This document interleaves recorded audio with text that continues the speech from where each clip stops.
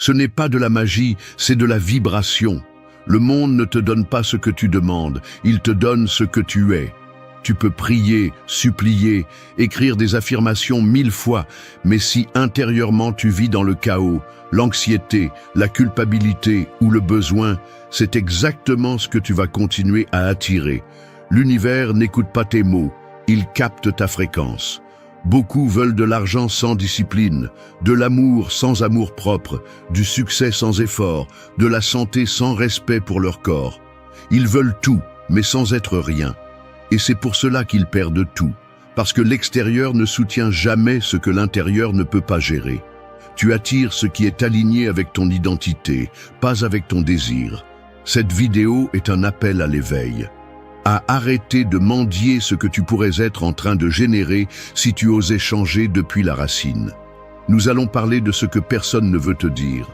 Que les relations qui t'entourent peuvent être en train de drainer ton énergie, de saboter ta croissance, d'éteindre ta lumière. Et que tant que tu ne te libères pas de cela, aucun conseil d'abondance ne te servira. Tu vas découvrir 8 principes puissants, nés du stoïcisme, de la spiritualité réelle et de l'énergie qui fait bouger tout.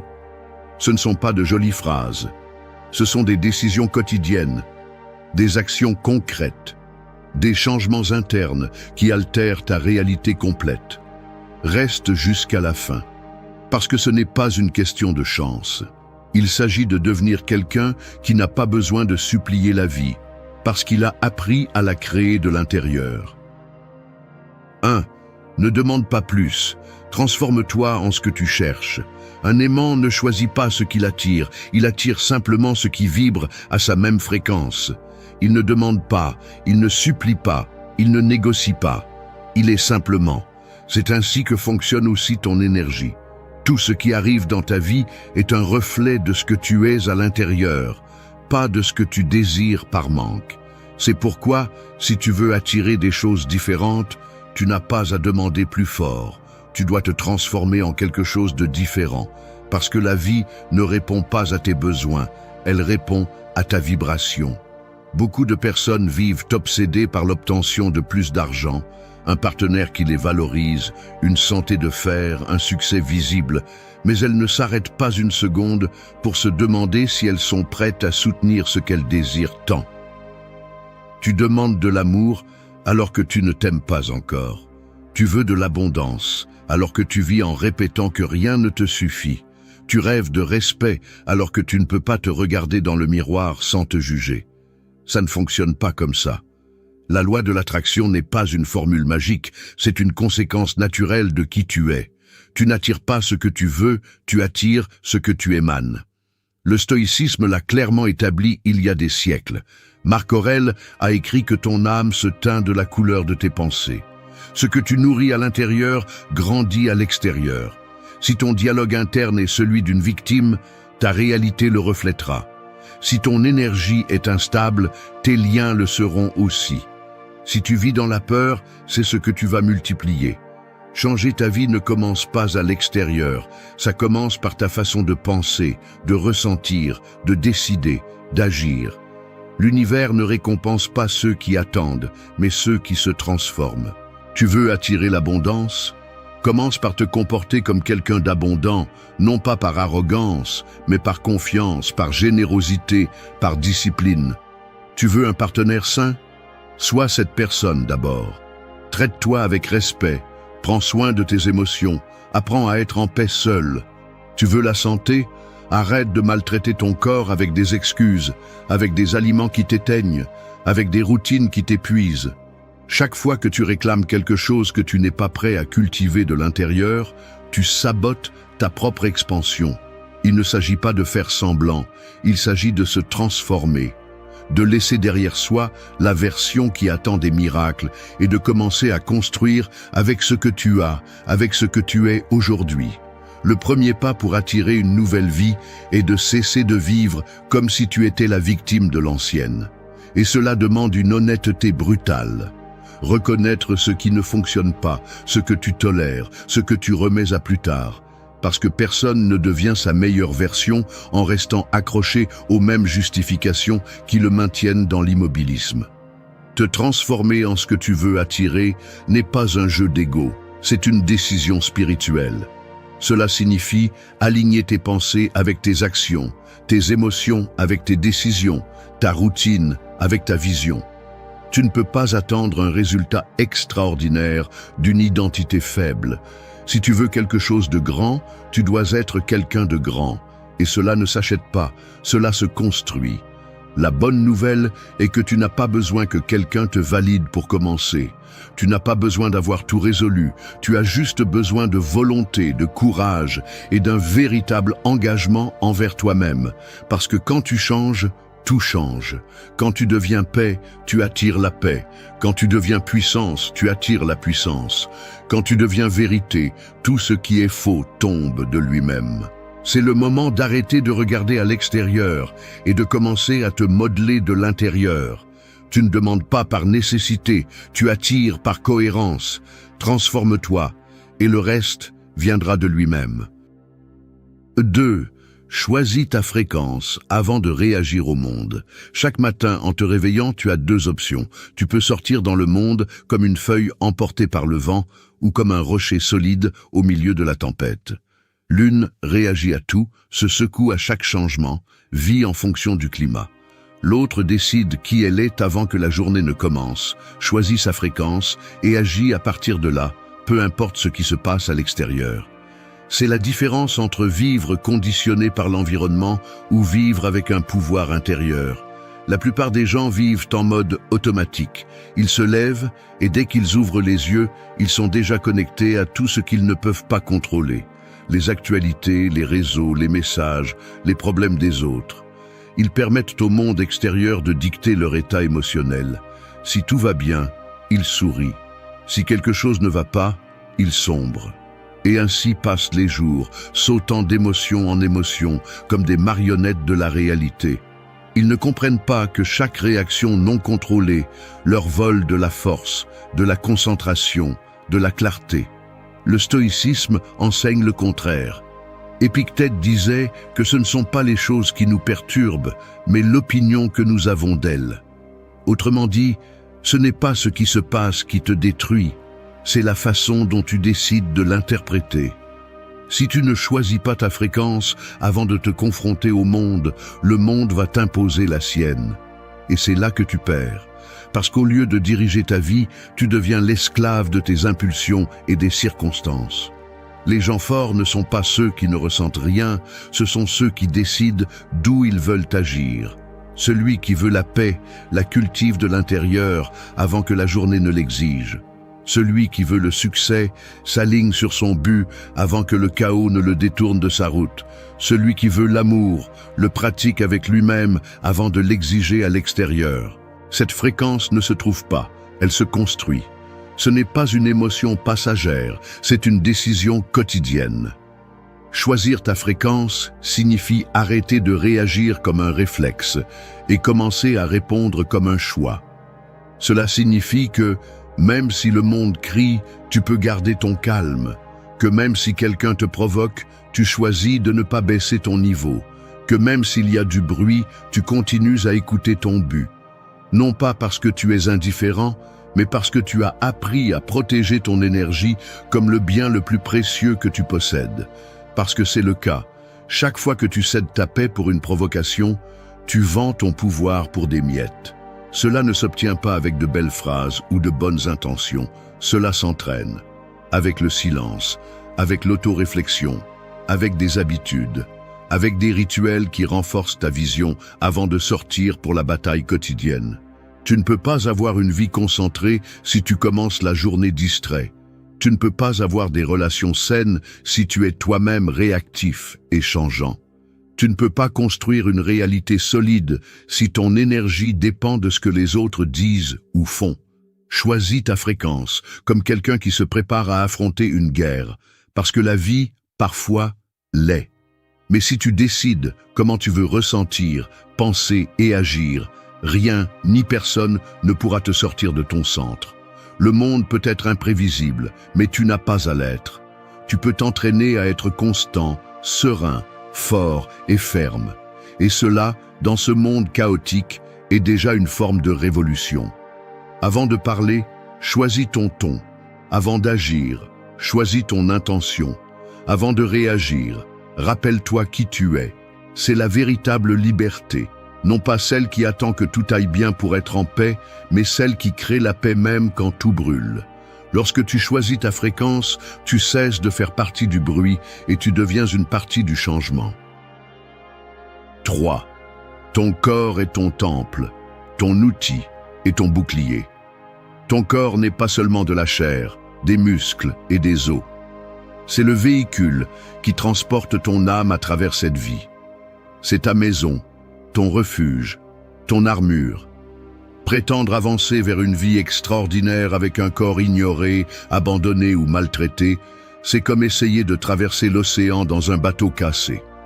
Tu peux avoir la vision la plus claire, l'esprit le plus puissant, l'âme la plus lumineuse, mais si ton corps ne te soutient pas, tout s'effondre tôt ou tard.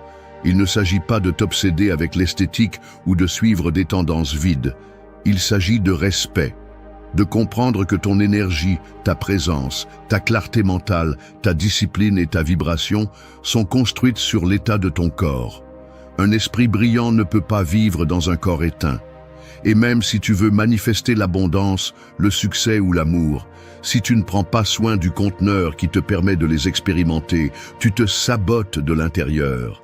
Beaucoup parlent de spiritualité, d'énergie, d'attirer ce qu'ils désirent, mais ils vivent en nourrissant leur corps avec la première chose qu'ils trouvent, en dormant mal, en ignorant le mouvement, en accumulant des toxines physiques et émotionnelles, en croyant que tout se résout avec l'intention.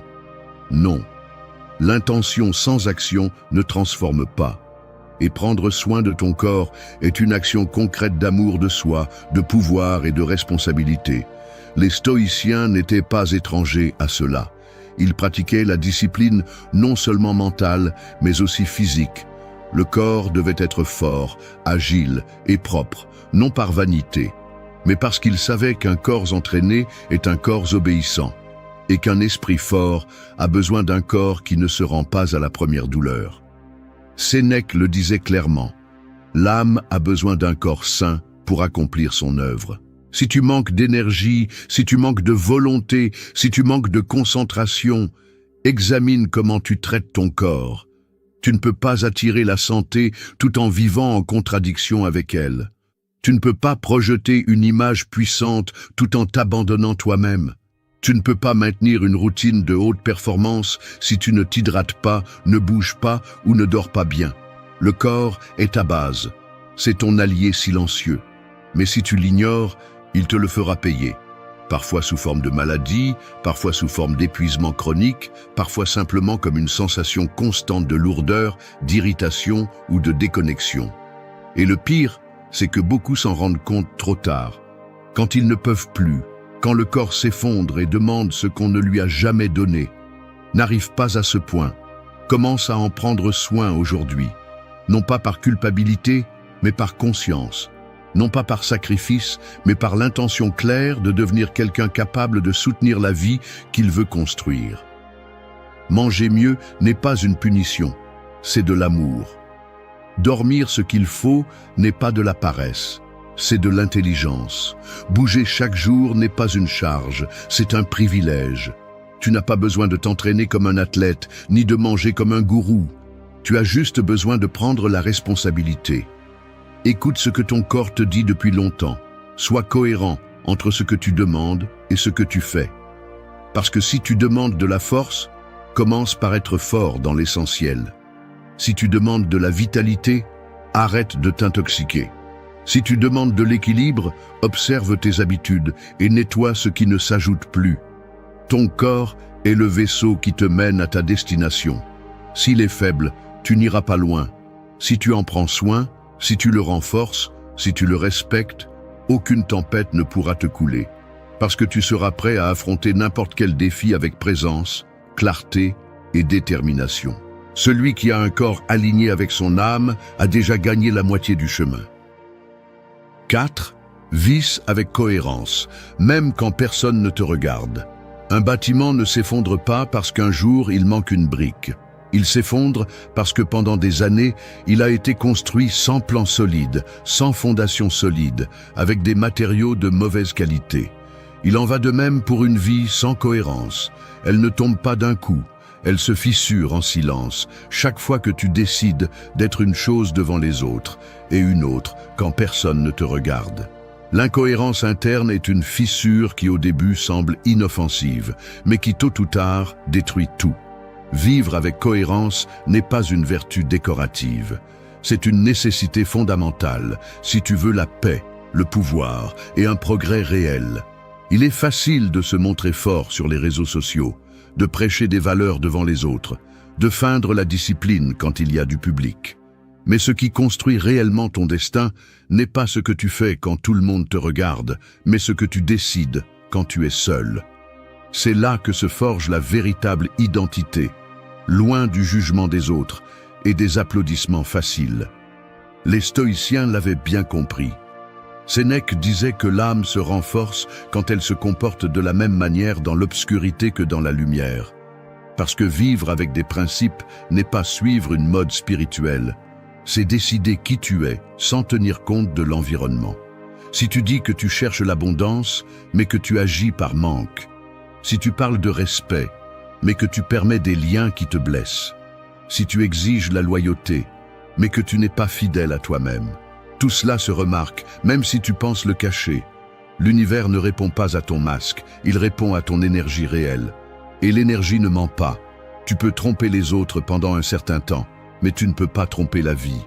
Si ta parole et ton action ne coïncident pas, si ton intention et ton comportement vont dans des directions différentes, la vie ne va pas t'ouvrir les portes que tu dis vouloir. Parce que les vraies portes ne s'ouvrent pas avec des apparences.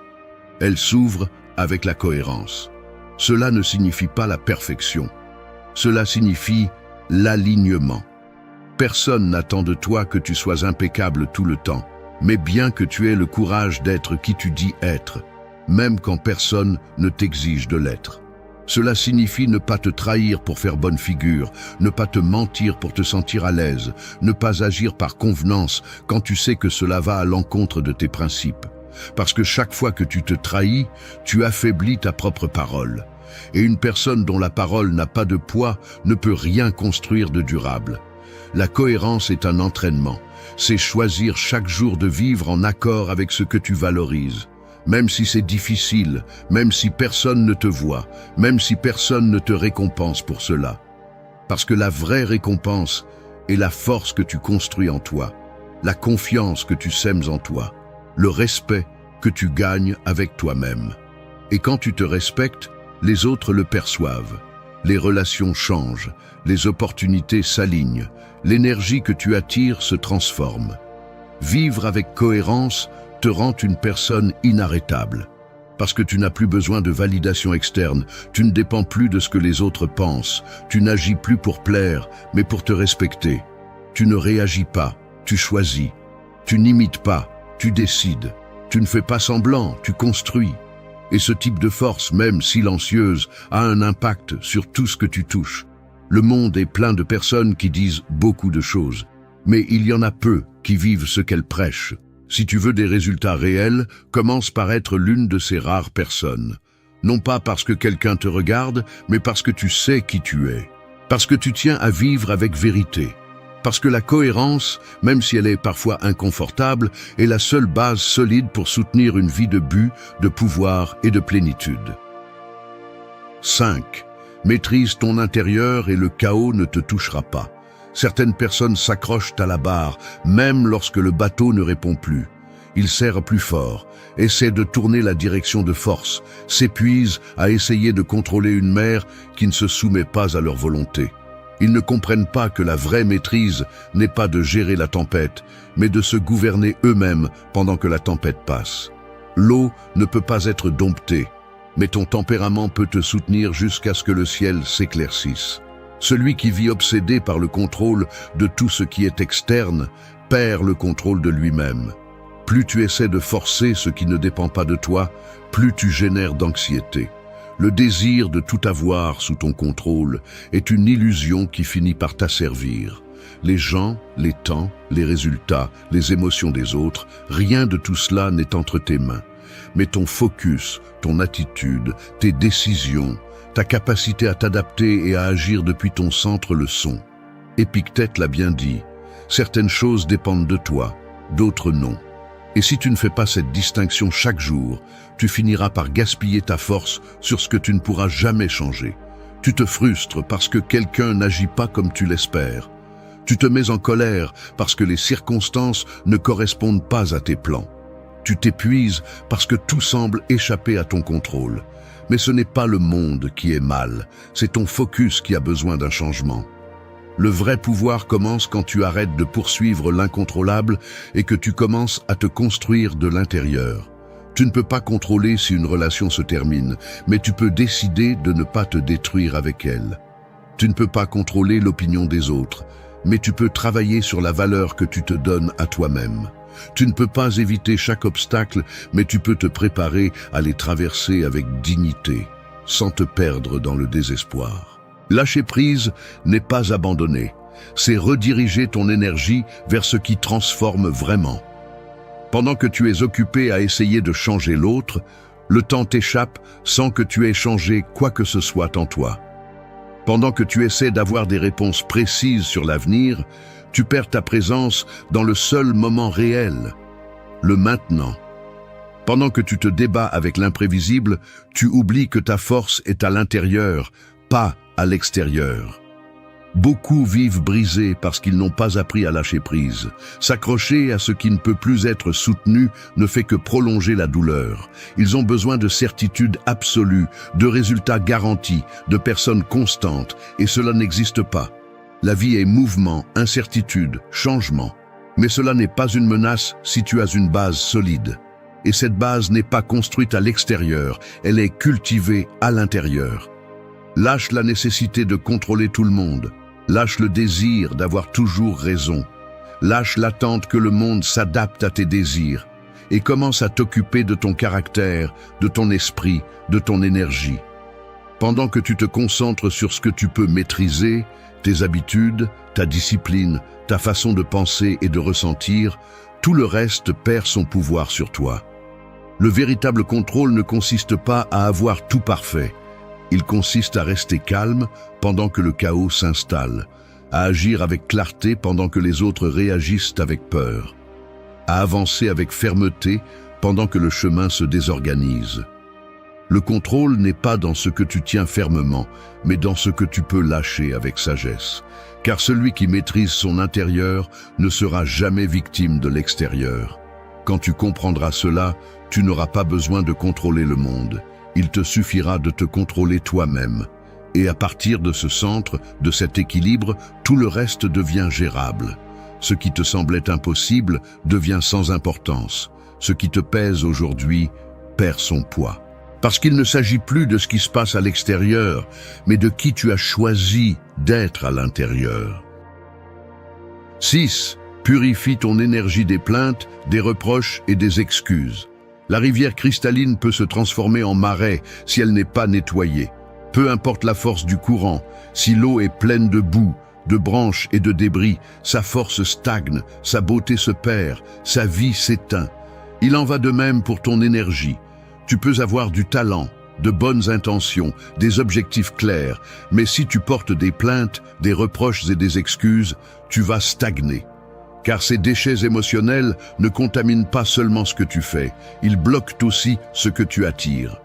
Se plaindre est l'une des habitudes les plus destructrices qui existent. Cela semble inoffensif, mais chaque fois que tu le fais, tu renforces ton impuissance. Chaque plainte est un message direct à ton esprit qui dit « Je ne peux pas changer cela ». La répétition le transforme en croyance, et la croyance en destin. Il ne s'agit pas d'ignorer les problèmes, mais d'arrêter de les nourrir avec ta voix. Parler du problème encore et encore ne le résout pas, il ne fait que l'enraciner davantage en toi. La culpabilité, en revanche, est une encre invisible. Elle te lie au passé, t'empêche d'avancer, te fait porter des poids que tu ne peux plus changer. Si tu as fait quelque chose de mal, répare ce que tu peux, apprends la leçon et continue à marcher. Mais traîner la culpabilité comme une identité ne fait que user ton estime de toi et te laisse coincé dans un cycle d'auto-punition. La culpabilité sans action n'est qu'un poison lent qui ronge l'âme de l'intérieur. Et les excuses sont le déguisement élégant de la peur. Quand tu dis « je n'ai pas le temps, je ne sais pas comment, c'est comme ça que je suis », ce que tu dis vraiment c'est « je ne suis pas prêt à affronter le changement ». Les excuses semblent logiques, mais elles sont ennemies de la croissance. Elles te donnent une sortie rapide à court terme, mais à long terme elles te condamnent à vivre en dessous de ton véritable potentiel. Les stoïciens étaient radicaux à ce sujet. Ils ne perdirent pas de temps à se lamenter, à blâmer ou à se justifier. Ils comprenaient que la seule chose que tu peux contrôler est ta réponse. Si quelque chose a mal tourné, ils apprenaient. Si quelque chose les blessait, ils y faisaient face. Si quelque chose les dépassait, ils acceptaient avec dignité. La pureté de leur énergie venait de leur capacité à ne pas s'accrocher au bruit interne. Ils ne portaient pas plus que nécessaire. Ils ne nourrissaient pas l'esprit avec des déchets émotionnels. Purifier ton énergie est une décision quotidienne. Cela ne se produit pas une fois, et c'est tout. Chaque jour, tu auras des raisons de te plaindre, de te blâmer ou de t'excuser. Mais chaque jour, tu as aussi la possibilité de choisir une réponse différente, de changer le langage avec lequel tu parles de toi, d'assumer la responsabilité sans te punir, de prendre des décisions inconfortables mais nécessaires pour avancer plus légèrement. Tu ne peux pas construire une vie puissante avec une énergie sale. Si tu veux de la clarté, nettoie ton esprit.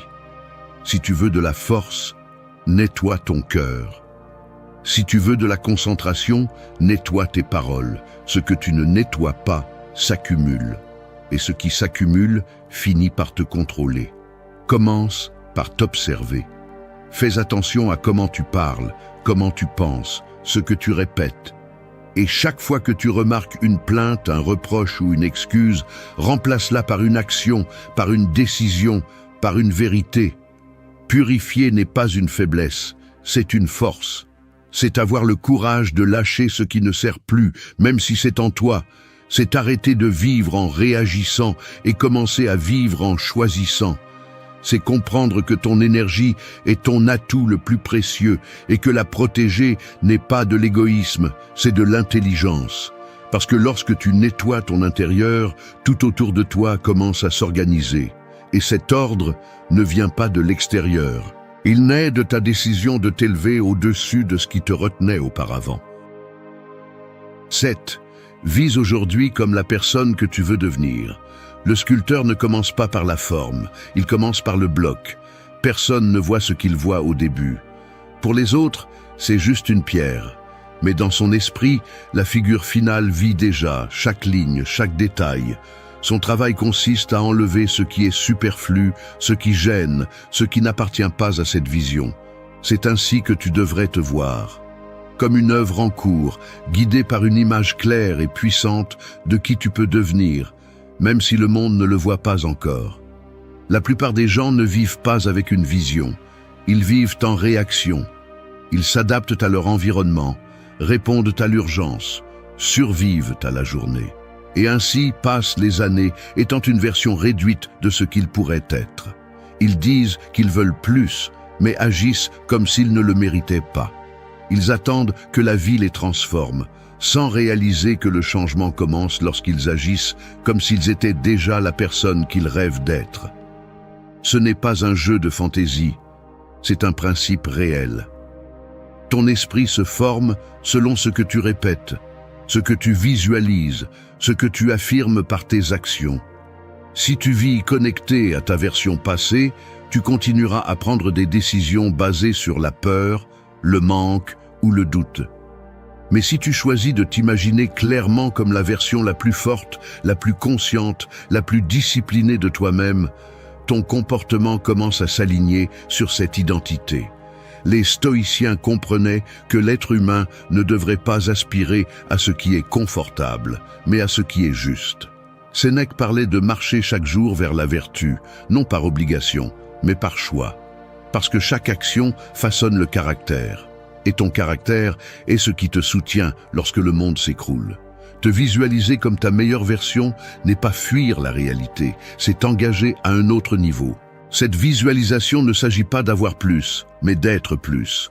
Plus ferme, plus cohérent, plus engagé. Cela signifie se lever tôt, même si personne ne te voit. Parler avec respect, même si l'autre ne le mérite pas. Prendre soin de toi-même, même si tu es fatigué. Étudier, même si c'est difficile. Cela signifie agir comme agirait cette personne que tu respecterais si tu la voyais de l'extérieur. Il ne s'agit pas de paraître, il s'agit de te construire. Si chaque jour tu fais des pas à partir de l'identité que tu veux incarner, tu finis par devenir cela. Parce que l'identité n'est pas quelque chose de fixe, c'est quelque chose qui se cultive avec la répétition, l'intention, le renoncement. Tu dois cesser d'être qui tu étais pour pouvoir devenir qui tu peux être. Et cela implique de te mettre mal à l'aise, de lâcher de vieilles habitudes, d'assumer des décisions qui souvent ne sont pas applaudies, mais que tu sais te rapprocher de cette image mentale qui te guide.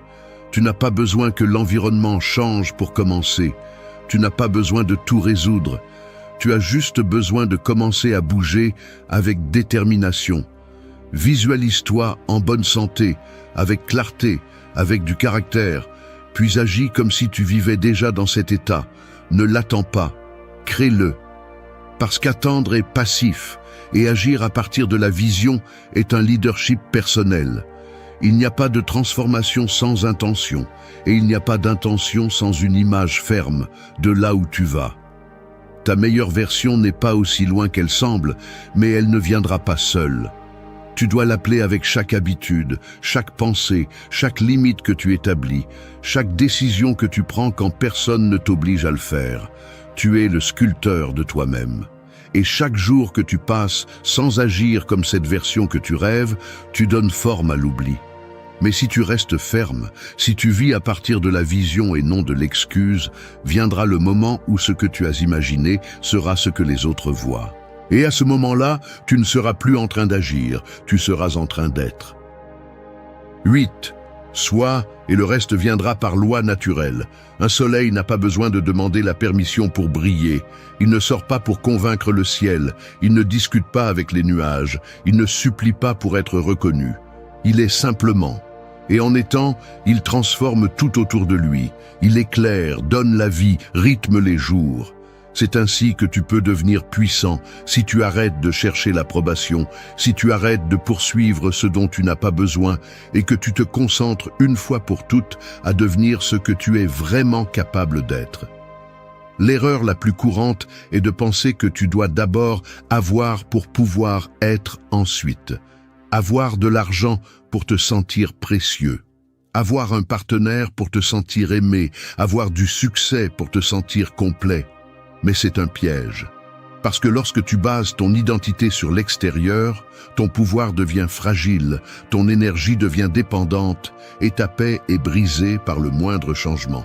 La philosophie stoïcienne le crie clairement, le pouvoir est dans l'être, pas dans l'avoir.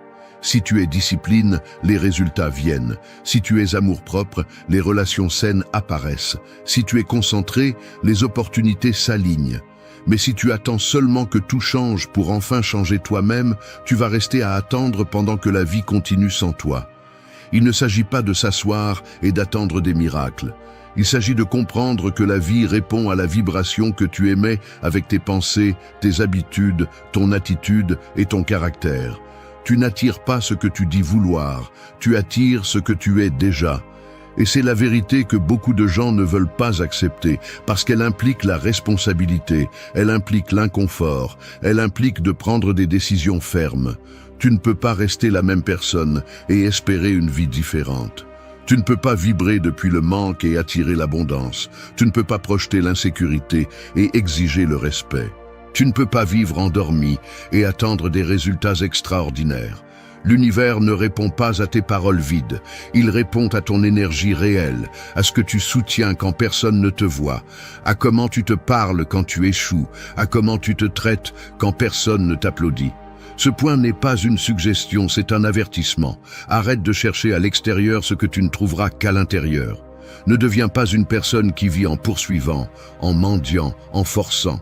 Sois quelqu'un qui se concentre, qui se renforce, qui se construit. Parce que lorsque tu changes, tout change. Non pas par magie, mais par loi naturelle. Ton environnement se transforme parce que tu ne rentres plus dans ce que tu tolérais avant. Rappelle-toi tous les jours, quand tu es, le reste arrive. Non pas par chance, mais parce que ton énergie commence à être si claire, si ferme, si cohérente, que ce qui ne va pas avec toi tombe tout seul, et ce qui va avec toi trouve son chemin. Tu n'as pas besoin de poursuivre l'amour, le respect, le succès, la santé. Tu as besoin de les incarner. Tu as besoin de refléter dans ta façon de vivre la vie que tu dis vouloir. C'est ce qui boucle la boucle. Tu as vu comment devenir ce que tu veux attirer, comment choisir ta fréquence, comment prendre soin de ton corps, comment vivre avec cohérence, comment lâcher prise, comment nettoyer ton énergie, comment visualiser ta meilleure version. Tout cela t'a amené à ce point final, le point où tu arrêtes d'attendre des résultats et deviens la cause. Le point où tu arrêtes de courir après la vie et commences à vivre de l'intérieur vers l'extérieur. Tu es l'origine, tu es le centre, tu es le message. Et quand tu le comprendras vraiment, quand tu le pratiqueras chaque jour sans excuse, sans plainte, sans doute, tout ce qui semble maintenant lointain commencera à se rapprocher. Non pas parce que tu le demandes, mais parce que tu le soutiens. Parce que quand tu es, le reste simplement arrive. Un bâtiment ne s'effondre pas du jour au lendemain, mais une simple fissure non réparée suffit pour que, avec le temps, tout s'écroule. Il en va de même pour toi. Tu ne tombes pas soudainement. Tu t'épuises petit à petit, de l'intérieur, chaque fois que tu ignores ce que tu sais devoir affronter. Et si tu ne répares pas cette fissure interne, peu importe à quel point tu peins la façade, tôt ou tard, tout s'effondre. Ce n'est pas un discours de motivation vide, c'est une confrontation directe, parce que le véritable changement ne commence pas lorsque le monde t'applaudit, mais lorsque tu en as assez de vivre en mode automatique, portant des blessures que tu aurais déjà dû cicatriser, répétant des schémas qui te laissent stagner, prétendant que tu vas bien quand tu sais au fond de toi que ce n'est pas le cas. La transformation personnelle profonde n'est pas de la magie, ni une inspiration momentanée. C'est une guerre mentale, c'est de la discipline émotionnelle, c'est te reconstruire brique par brique depuis le silence. Depuis la façon dont tu penses, la façon dont tu te parles, l'énergie que tu projettes, les décisions que tu prends quand personne ne te voit. Cette vidéo ne vient pas te dire que tout ira bien, elle vient te dire que rien n'ira bien si tu continues à laisser ton esprit être ton geôlier. Si tu ne maîtrises pas tes pensées te maîtriseront. C'est ainsi que ça fonctionne, et celui qui ne veut pas le comprendre, qu'il continue à fuir. Mais tu n'es pas ici pour continuer à fuir. Aujourd'hui, tu vas recevoir 8 leçons stoïciennes, applicables, réelles. Des leçons qui, si tu décides de les intégrer, peuvent te redonner le contrôle que tu as perdu. Il ne s'agit pas de te motiver, il s'agit de te montrer que la seule façon de changer ta vie est de commencer à te changer toi-même, même si ça fait mal. Parce que ça fait mal, mais ça libère aussi. Ceci est pour celui qui est prêt à se reconstruire, non pas à partir de l'ego, mais à partir de l'essence, à partir de la maîtrise interne. Et si c'est toi, écoute attentivement, parce que ce qui vient n'est pas doux, c'est nécessaire. 1. Marche comme si tu étais déjà celui qu'on ne voit pas encore. Un arbre n'attend pas d'être grand pour avoir des racines profondes. Dès la première pousse, il agit déjà comme ce qu'il va être, ferme, constant, silencieux, mais inarrêtable. Tu devrais faire de même. Parce que si tu continues à marcher comme la version faible que tu ne veux plus être, peu importe combien tu rêves de changer, tu resteras le même. Personne ne se transforme en attendant que le monde le valide d'abord. La transformation commence lorsque tu agis à partir de ce qui n'est pas encore visible, mais qui vit déjà en toi. Marcher comme si tu étais déjà celui que tu veux être n'est pas de la prétention. C'est s'engager envers ta vision intérieure. C'est bouger avec posture, avec détermination, avec intention. C'est choisir de ne plus te comporter comme la version qui doute, qui rampe, qui se cache. Parce que chaque pas que tu fais à partir de cette ancienne mentalité renforce le personnage qui te retient. Et cela doit mourir si tu veux avancer. Tu sais exactement comment marche, comment pense, comment réagit et comment s'exprime la personne que tu veux être. Le problème est que tu attends de te sentir prêt pour commencer à te comporter ainsi. Mais cela n'arrivera jamais. Tu ne te sentiras jamais assez si tu ne te permets pas d'agir comme si tu l'étais déjà. Pourquoi? Parce que l'identité ne se trouve pas, elle se construit. Et elle se construit à travers le mouvement. Marcher comme si tu étais déjà cette version future est un acte de rébellion contre ton esprit conditionné. C'est te regarder dans le miroir et te voir différemment, même lorsque la réalité ne le confirme pas encore. C'est soutenir ta colonne vertébrale, même si tu trembles encore à l'intérieur. Parce que tu sais que si tu continues à attendre d'être bien pour agir différemment, tu vas attendre toute ta vie. Les stoïciens ne parlaient pas d'imaginer des futurs. Ils parlaient d'incarner la vertu maintenant. Pas demain, pas quand les circonstances s'améliorent. Maintenant. Parce que la seule chose que tu contrôles est ce moment. Alors, si tu sais déjà qui tu veux être, commence à le démontrer. Ne l'annonce pas, ne l'explique pas. Vis-le simplement. Commence à parler plus clairement. Marche avec assurance. Ne baisse pas la tête devant des personnes qui n'ont aucune autorité sur ta vie.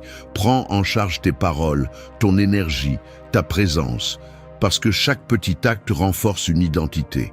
Et tu décides laquelle tu nourris. Celle du toi faible qui attend la permission, ou celle du toi fort qui a déjà choisi de grandir. Ce n'est pas de l'arrogance, c'est de la cohérence. Ce n'est pas de la prétention, c'est de l'anticipation. C'est te permettre de vivre à partir de la vision, pas du passé. Parce que si tu continues à agir à partir de ce que tu as été, tu continueras à créer ce que tu connais déjà. Mais si tu agis à partir de ce que tu vas être, tu commences à construire ce que tu n'as jamais eu. Alors lève-toi, respire, redresse ta posture, parle moins et écoute plus. Regarde dans les yeux. Arrête de te justifier, arrête de te rétrécir. Tu n'as pas besoin que personne ne le voie encore. Tu sais ce que tu fais. Marche comme si tu étais déjà celui qu'on ne voit pas encore. Parce que si tu ne le fais pas d'abord, personne ne le fera pour toi. Quand tu comprendras vraiment, ta vie ne se sentira plus jamais pareille, parce que tout change quand tu changes d'abord. 2. Si ta voix intérieure ne te pousse pas, change-la. L'esprit peut être comme un couteau. Il peut te couper ou te libérer. Tout dépend de la façon dont tu l'utilises. Et beaucoup de gens passent leur vie avec une voix intérieure qui ne guide pas, mais qui punit, qui n'inspire pas, mais qui sabote. Une voix qui, chaque fois que tu essaies d'avancer, murmure des doutes, de la peur, de la culpabilité, de la honte. Et le pire, c'est que la plupart des gens ne la remettent même pas en question. Ils la croient, ils lui obéissent, ils la normalisent. Mais cette voix qui te fait couler n'est pas toi. C'est un vieil enregistrement. Une programmation inconsciente formée par des années de critiques, d'échecs, de peurs étrangères, de commentaires qui t'ont marqué. C'est un mélange de ton passé, pas une expression de ton pouvoir présent. Si ta voix intérieure ne te pousse pas à avancer, à te lever, à te demander avec respect et à croire en ton potentiel, alors ce n'est pas une voix sage, c'est une interférence. Et la seule façon de rompre avec cette interférence est d'intervenir. Tu ne peux pas changer ta vie avec un esprit qui te traite comme un ennemi. Tu dois lui apprendre à te parler différemment, pas à partir de l'ego, mais de la direction, pas à partir du jugement, mais de la responsabilité, pas à partir de la peur, mais de la clarté. Imagine un instant que tu t'entraînes avec quelqu'un qui, chaque fois que tu échoues, t'insulte, qui, chaque fois que tu doutes, se moque, qui, chaque fois que tu te lèves, te dit « ça ne sert à rien, tu vas retomber ». Combien avancerais-tu avec quelqu'un comme ça? Eh bien, c'est exactement ce que tu fais quand tu permets à ton esprit de te parler sur ce ton. Les stoïciens le savaient. Épictète disait que ce ne sont pas les choses qui nous affectent, mais l'interprétation que nous en faisons. Et cette interprétation naît du dialogue interne. Si ton esprit interprète chaque erreur comme un désastre, chaque émotion comme une menace, chaque tentative comme une perte de temps, alors tu vis enfermé dans une prison sans barreaux, mais avec une voix qui ne te laisse pas sortir. Changer ta voix intérieure ne signifie pas te parler avec des phrases vides. C'est créer une narration qui te soutient quand tu faiblis. C'est te dire ce que tu as besoin d'entendre, pas ce que ta peur veut répéter. C'est apprendre à identifier le ton avec lequel tu te traites et à l'arrêter quand il ne sert plus. Te parles-tu comme un leader ou comme une victime? Comme quelqu'un qui prend le contrôle ou comme quelqu'un qui se plaint toujours? Ton dialogue interne te rappelle-t-il ta direction ou ne fait-il que répéter tes échecs? Commence par remarquer cette voix. Écoute-la attentivement. Et chaque fois que tu te surprends à te parler comme tu ne parlerais même pas à ton pire ennemi, arrête, respire, change-la, remplace-la par quelque chose que te dirait la version de toi qui a déjà surmonté cette étape. Parle-toi comme si tu étais quelqu'un de précieux, parce que tu l'es. Tu n'as pas besoin d'attendre d'arriver pour te traiter avec respect. Tu as besoin de te traiter avec respect pour pouvoir arriver. Et si aujourd'hui tu sens que ton esprit est ton pire ennemi, souviens-toi de ceci. Tu peux le réentraîner.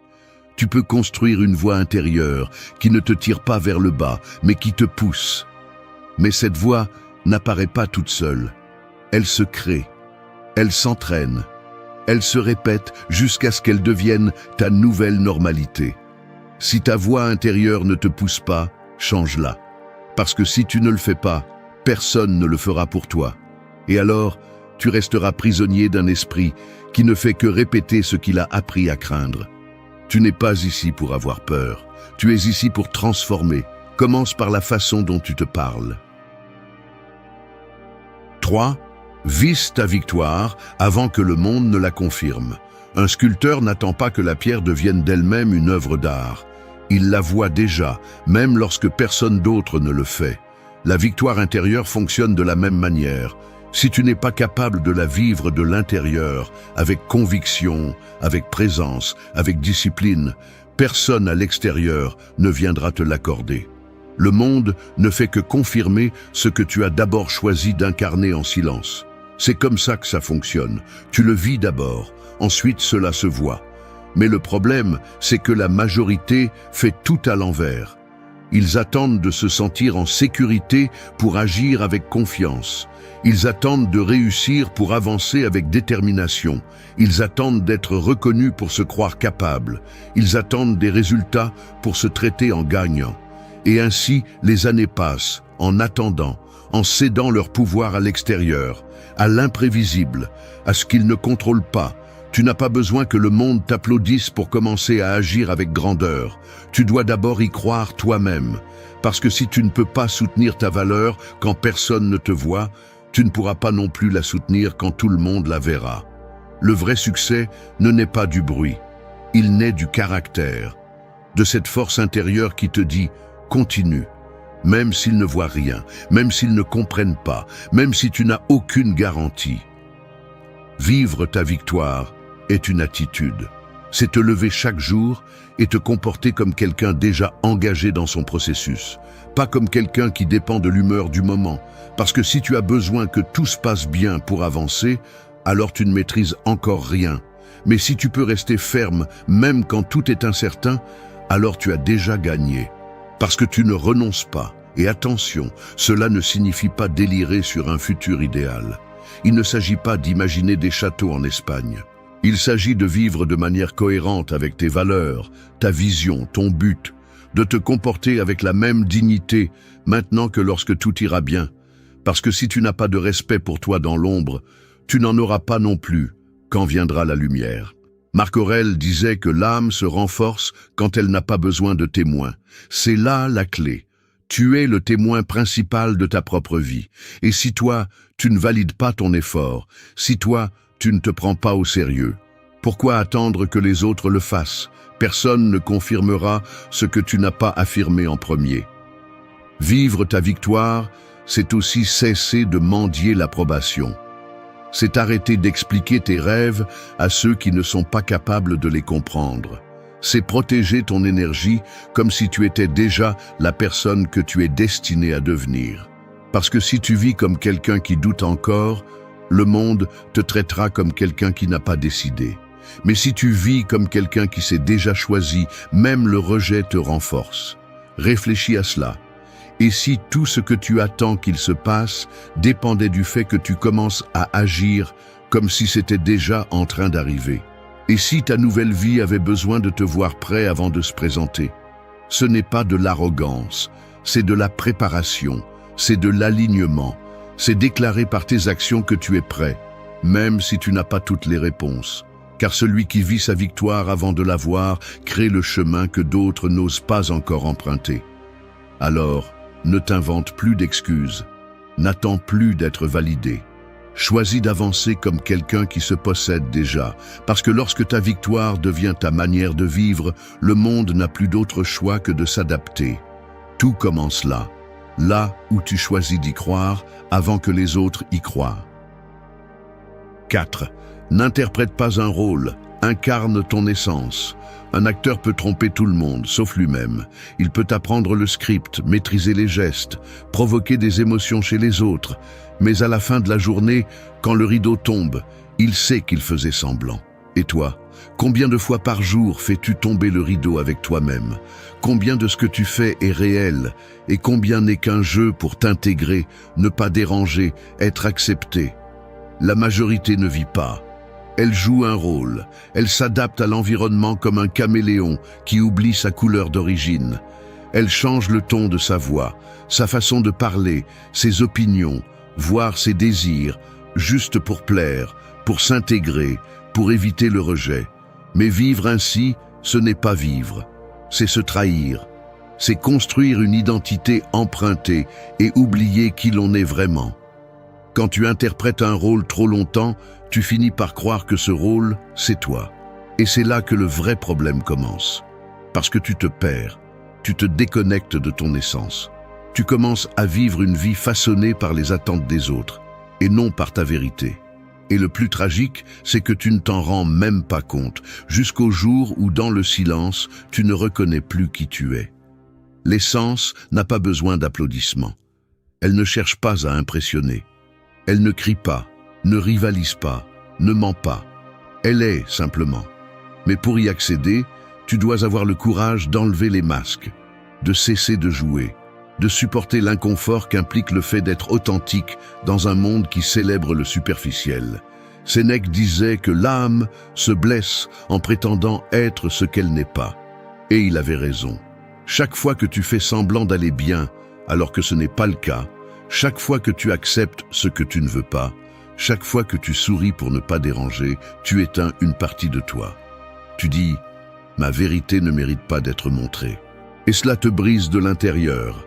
Mais incarner ton essence n'est pas facile, ce n'est pas confortable, parce que cela implique de te confronter à toi-même. Cela signifie arrêter de jouer pour commencer à vivre depuis le centre, depuis ce que tu ressens vraiment, ce que tu penses, ce que tu crois. Cela implique de décevoir certains, d'en déranger d'autres et de lâcher tout ce qui ne résonne pas avec toi.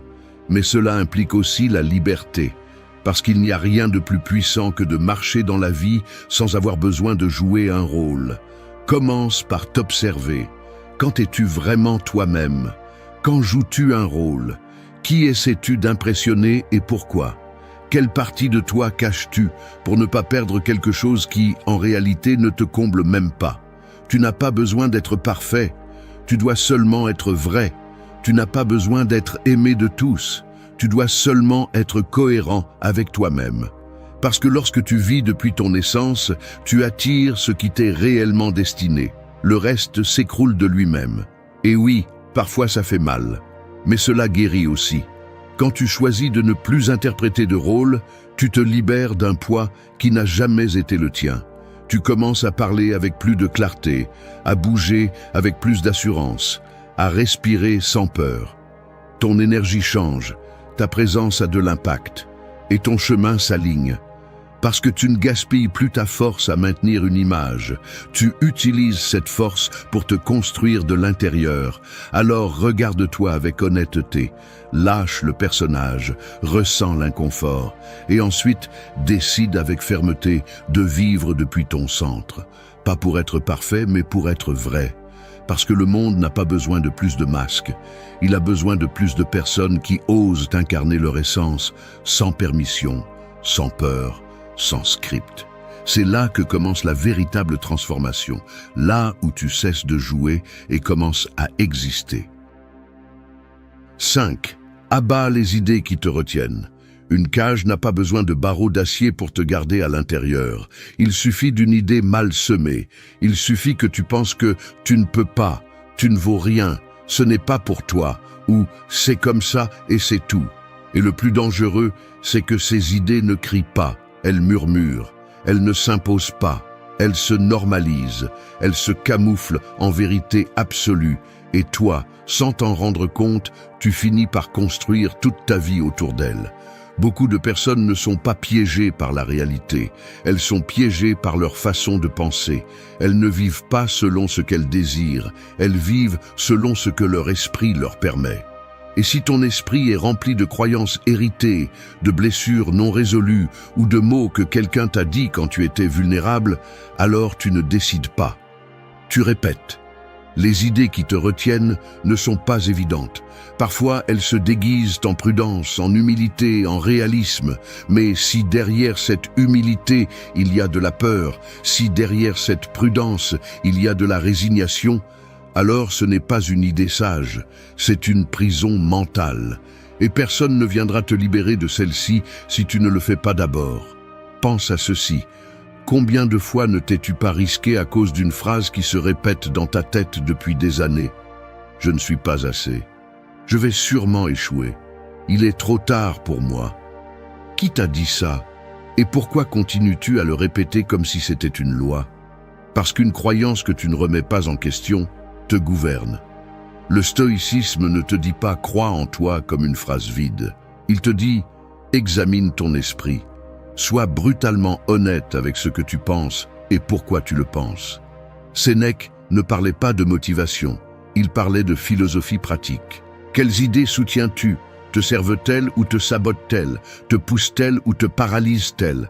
Abattre une idée limitante ne consiste pas seulement à penser positivement, c'est lui faire une autopsie, voir d'où elle vient, pourquoi tu l'as crue et combien de pouvoir tu lui as donné. C'est comprendre que souvent tu ne progresses pas parce que tu ne peux pas, mais parce que tu obéis à des pensées qui ne t'appartiennent pas. Et une fois que tu les as identifiées, tu dois les affronter, avec des actions, pas des excuses. Parce que ce sont seulement dans l'action que les croyances limitantes sont démenties. Si tu penses que tu n'es pas discipliné, prouve-le en étant constant. Si tu penses que tu n'es pas capable de tenir un objectif, tiens-le même si ton âme tremble. Parce que les idées ne s'éteignent pas avec des mots, elles sont détruites par des actes. Chaque fois que tu fais quelque chose que ton esprit disait que tu ne pouvais pas, tu brises une chaîne. Chaque fois que tu agis selon ta vérité et non selon la peur, tu retrouves la liberté. Et chaque fois que tu remets en question ce que tu prenais pour acquis, tu ouvres un espace pour te reconstruire à un nouveau niveau de conscience. Abattre des idées n'est pas confortable, parce que cela implique de lâcher des identités. Cela implique d'accepter que tu as eu tort, que tu as gaspillé des années à croire des choses fausses.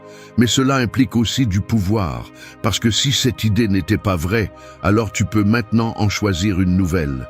Et cela, même si cela fait mal, te redonne le contrôle. Alors regarde-toi en face, détecte quelles idées continuent à dicter tes décisions. Écris-les si nécessaire, lis-les à haute voix.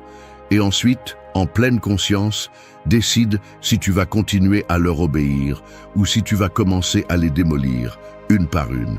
Tu n'es pas ce qu'on t'a appris à croire, tu es ce que tu oses remettre en question.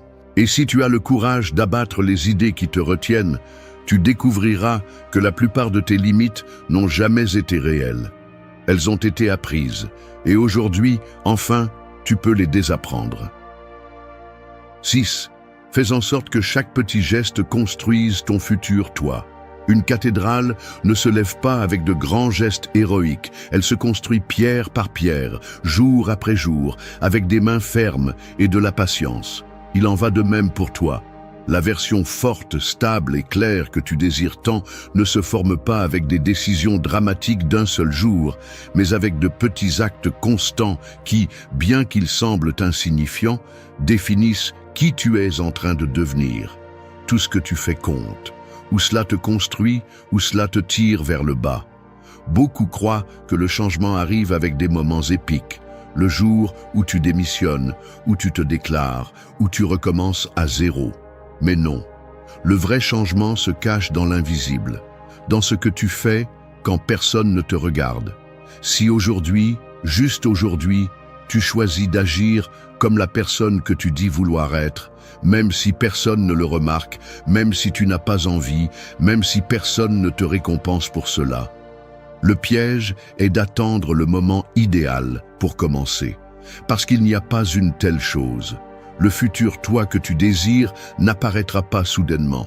Tu es en train de le sculpter maintenant, en ce moment, dans la façon dont tu réponds à la mauvaise humeur, si tu laisses le lit fait, si tu tiens parole envers toi-même, si tu choisis de t'entraîner même si tu es fatigué. Si aujourd'hui tu décides de nourrir ton esprit au lieu de te perdre dans les distractions. Marc Aurèle le disait sans détour, « Ce que nous faisons maintenant, en ce moment, définit le reste de notre vie. » Et il avait raison. Chaque petit geste que tu répètes façonne ton identité. Peu importe si c'est un sourire ou une plainte, un oui impulsif ou un non ferme. Tout parle de toi, tout te programme, et la plupart des gens ne s'en rendent pas compte. Le problème est que nous sous-estimons le petit. Nous croyons que l'important est le visible, ce qui brille, ce qui frappe. Mais non. Le futur toi se construit avec la discipline de l'invisible, avec la cohérence dans le quotidien, avec les décisions silencieuses qui ne génèrent pas de likes, mais qui génèrent du caractère. Alors demande-toi, qu'est-ce que tu nourris aujourd'hui ? Quelle version de toi renforces-tu avec tes actes? Parce que si chaque petit geste est une pierre, tu décides si tu construis une forteresse ou une prison. Tu décides si ce que tu fais te rapproche de ce que tu veux être ou renforce ce que tu ne veux plus être. Et non, il ne s'agit pas de t'obséder avec chaque mouvement. Il s'agit de conscience, d'être éveillé, de comprendre qu'il n'y a rien de neutre, que chaque fois que tu choisis la discipline plutôt que le confort, tu envoies un message à ton esprit. Je suis quelqu'un en qui on peut avoir confiance. Que chaque fois que tu choisis le respect de ton énergie plutôt que de plaire à tout le monde, tu renforces ton centre. Et que chaque fois que tu choisis la vérité plutôt que l'apparence, tu nourris ton essence. Fais-le simple, fais-le petit, mais fais-le réel. Bois de l'eau au lieu du café si tu es déjà anxieux. Lève-toi 5 minutes plus tôt pour commencer sans hâte. Éteins le téléphone quand tu sais que tu as besoin de silence. Élimine une excuse. Respire avant de répondre. Regarde dans les yeux. Corrige ta posture. Dis non quand tu veux dire non. C'est aussi de la transformation. N'attends pas demain pour commencer à devenir qui tu sais déjà que tu peux être. Tu n'as pas besoin d'une grande révolution. Tu as besoin de 1000 petites décisions alignées. Parce qu'au final, tu n'es pas ce que tu prévois. Tu es ce que tu pratiques. Alors aujourd'hui, même si cela semble peu, fais-le avec intention. Parce que chaque petit geste, répété avec discipline, te rapproche, pas à pas, de ce futur toi que tu ne désires pas seulement, mais que tu mérites. 7. Ne réagis pas, respire et reprends le contrôle. L'esprit est comme un cheval sauvage. Si tu ne l'entraînes pas, il t'emporte. Si tu le domines, il t'emmène loin. Mais quand tu réagis sans réfléchir, quand tu réponds à l'impulsion et non à la conscience, ce que tu fais, c'est lâcher les rênes et laisser ce cheval courir à toute allure, te menant directement au regret. Et c'est ce que beaucoup font. Ils vivent en réagissant à un mot mal dit, à un message mal interprété, à une situation inattendue. Ils s'énervent, crient, se vexent, s'accélèrent, et après, quand la poussière retombe, ils se sentent vides, coupables, frustrés, parce qu'ils savent qu'ils n'étaient pas eux qui ont agi, C'était leur blessure, leur peur, leur ego. Mais tu n'es pas ici pour continuer à répéter ce schéma. Tu es ici pour apprendre à freiner, à reprendre le contrôle, parce que celui qui réagit dans le désordre donne le pouvoir à l'autre. Et celui qui respire avant d'agir devient maître de lui-même. Tu n'as pas besoin de répondre à tout. Tu n'as pas besoin de gagner chaque discussion. Tu n'as pas besoin de prouver quoi que ce soit. Tu as besoin de présence. Et la présence naît lorsque tu respires avant de permettre à quelque chose d'extérieur d'entrer dans ton système et de te déstabiliser. Épictète disait que ce n'est pas ce qui se passe qui t'affecte, mais ce que tu décides de penser à ce sujet. Et cette pensée, cette interprétation, naît à la seconde exacte entre le stimulus et la réponse. Là, juste là, c'est là que tu peux tout changer. Si tu respires, si tu te tais un moment, si tu observes au lieu de réagir, alors tu as une véritable chance d'agir avec maîtrise et non avec impulsion. Beaucoup de gens confondent maîtrise avec répression. Mais il ne s'agit pas d'avaler ce que tu ressens. Il s'agit de ne pas laisser ce que tu ressens te contrôler. C'est une différence énorme, parce que celui qui avale tout explose tôt ou tard. Et celui qui se laisse emporter par tout détruit des relations, des opportunités et sa propre paix. Mais celui qui respire, traite et décide calmement, celui-là entraîne son pouvoir. Imagine que chaque réaction que tu ne contrôles pas est comme donner une partie de ton énergie. Un regard agressif, un mot inutile, une réponse impulsive, tout cela t'épuise, te draine, et le pire, t'éloigne de qui tu essaies d'être. Alors, la prochaine fois que quelque chose te sort de ton centre, fais ceci. Pause, ne cours pas pour répondre, ne cours pas pour te justifier, ne cours pas pour attaquer. Respire, ressens ce que tu ressens sans avoir besoin d'agir à partir de là. Et quand ton esprit s'est éclairci, réponds. Si c'est encore nécessaire. Et si ce n'est pas le cas, continue ton chemin la tête haute, parce que tu viens de faire quelque chose que beaucoup n'arrivent pas à faire. Ne pas te laisser gouverner. Le véritable pouvoir ne se démontre pas en criant plus fort, ni en réagissant plus vite. Il se démontre dans la sérénité de celui qui sait qu'il n'a pas besoin de se défendre de tout, que son énergie vaut plus qu'une discussion, que sa paix intérieure n'est pas à vendre.